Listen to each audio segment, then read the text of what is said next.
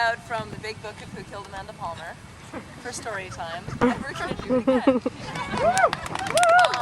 And if you don't know about this book, this is my brand new book that comes out in about 3 weeks. Less than 3 weeks, 2 weeks.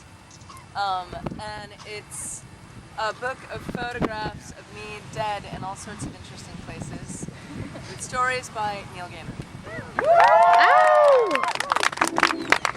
And last week, this feels like reading Rainbow.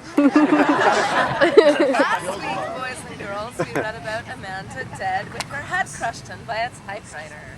This week, I haven't read this one aloud yet, so I'm not quite sure how it's going to work as an aloud-y kind of reading, but this is the picture. It's Amanda Palmer circa 2008 killing Amanda Palmer circa 2003 with a big sword.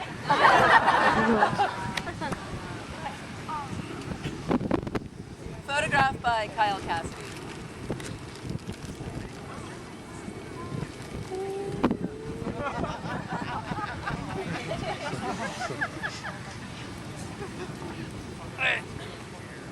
And so basically, the way we did it is that Kyle, I already had a bunch of photos, Kyle took a bunch of photos, and then Neil would write stories basically to match the photographs.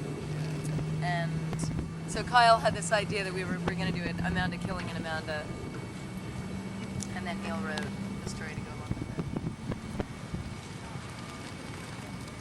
And this one is called The Sword. You only get to kill yourself once. Most people don't even get that. Amanda Palmer materialized in the alley in a crackle of blue sparks and the sharp scent of ozone, like all Terminators. She had a sense of style, and you had to do these things properly.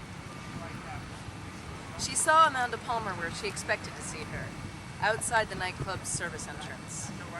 She had stolen a moment for a cigarette and was pulling at it angrily. "Hi," Amanda said. "Want to come for a walk?" Her younger self barely looked at her. "Leave me alone," she said. "It's been a long night." "Come on," said Amanda. "You'll only have to go back in when you finish the cigarette, and you need the walk." Amanda actually looked at her this time. She said, "You look calmer than I feel." "Time," said Amanda. "It's not as scary as you think it is." "If it's not scary," said Amanda, padding by her side through the streets of Boston, "then what are the swords for?" "They are to make it fair."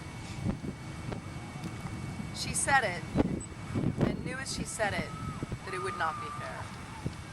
It wasn't. The younger Amanda had youth and speed on her side, but Amanda had craft and cunning and experience. She had learned to be bloodthirsty. Amanda had thought that it would be a hard thing, killing her younger self, but at the end she found it easy, almost pleasant, to administer the killing stroke. She had hoped that Amanda would ask her why. She even had a speech prepared, all about art and compromise. It was a fucking kick-ass speech, and she was disappointed not to have been able to deliver it. And then there was an ozone crackle, and she was home. How was it? Oddly satisfying, she said. She cleaned the blood from the blade, rubbed it with mineral oil, hung it on the back of the wall above her door. "You won?" "Well, I've been practicing. I guess I don't need to practice any longer." "No?" A pause, and then, "What happens if a you from the future arrives here?" "That isn't gonna happen. Not ever. I'm not going to fucking compromise." Silence. She reached up to the wall above the door, pulled down the sword, commenced to parry, to thrust, to fight shadows.